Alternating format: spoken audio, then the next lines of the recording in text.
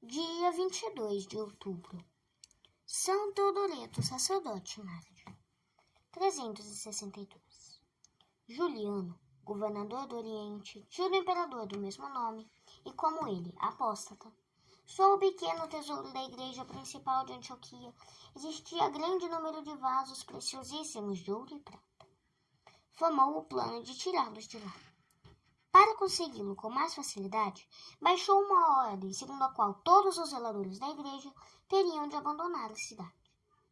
Havia em Antioquia um sacerdote, de nome Teodoreto, que no mesmo tempo do imperador Constâncio tinha quebrado muitos ídolos e construído grande número de igrejas sobre os túmulos dos mártires. Este sacerdote era o guarda-mor da igreja. Não só não saiu da igreja, mas continuou a reunir os fiéis e celebrar a Santa Missa.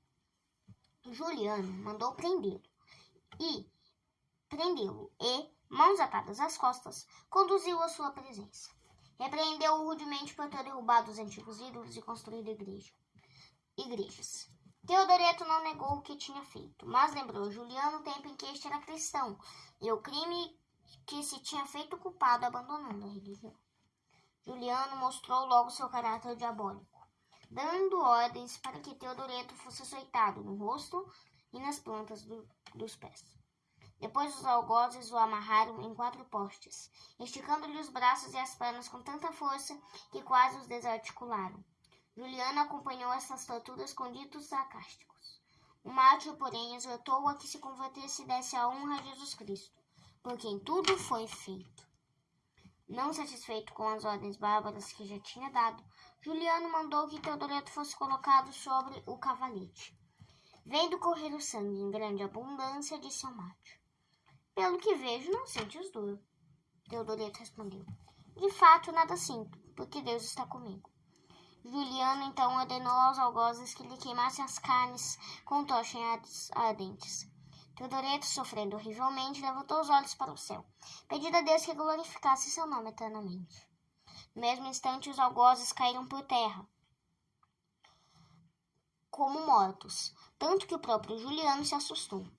Voltando-lhe a calma, mandou aos mesmos que continuassem com a execução das ordens. Estes, porém, terminantemente se negaram a isto. Alegaram como motivo deste procedimento terem visto alguns anjos falarem com Teodoreto. Juliano enfureceu-se sobremodo e deu ordem para que a vítima fosse atirada ao mar. Teodoreto disse aos algozes: "Ide adiante, meus irmãos, eu seguirei e vencerei o inimigo." "Que inimigo?" perguntou Juliano. "O inimigo," respondeu Teodoreto, "é Satanás, vosso chefe. Quem dá a vitória é Jesus Cristo, o divino Salvador." Juliano, cada vez mais enfurecido, começou a ameaçar Teodoreto com a morte. "É justamente isto que eu quero," disse Teodoreto. "Tu, porém, morrerás na tua cama, atormentado de terríveis dores. Teu soberano, que julga poder vencer os persas, será desbaratado. Mão invisível o matará, e ele não tornará a ver o território romano." Terminado este vaticínio, ouviu a sentença de morte pela espada e entrou na glória eterna, aureolado com a coroa do martírio. A morte do santo teve lugar em 362. Juliano apoderou-se das riquezas da igreja e os vasos foram horrivelmente profanados. O castigo não tardou. Juliano, tio do imperador, teve uma morte horrível. Vermes saíram-lhe do corpo e roeram-lhe as entranhas. Durante 40 dias sofreu as mais atrozes dores, até que a morte o livrou. Juliano, o imperador, caiu morto, fulminado por mão invisível, e não mais voltou ao território romano, enquanto fazia uma guerra em glória contra os persas. Reflexões. Juliano, educado cristamente, apostatou da religião, tornando-se idólatra e inimigo de Cristo. Não houve argumentação que o convencesse do erro e o reduzisse à verdade. Diante de inegáveis milagres, permaneceu irredutível. Que triste queda de um cristão, de um homem inteligente. Não há hoje também homens que se dizem cristãos, que foram recebidos no seio da igreja, que vivem ao mando da religião? Pode Deus deixar impune tamanho crime? Só se fosse um Deus morto. Mas Deus é um Deus vivo, que zela pela sua honra e pela honra de seu Filho. Coisa terrível caiu nas mãos do Deus vivo, diz o apóstolo São Paulo. Hebreus capítulo 23, versículo 31.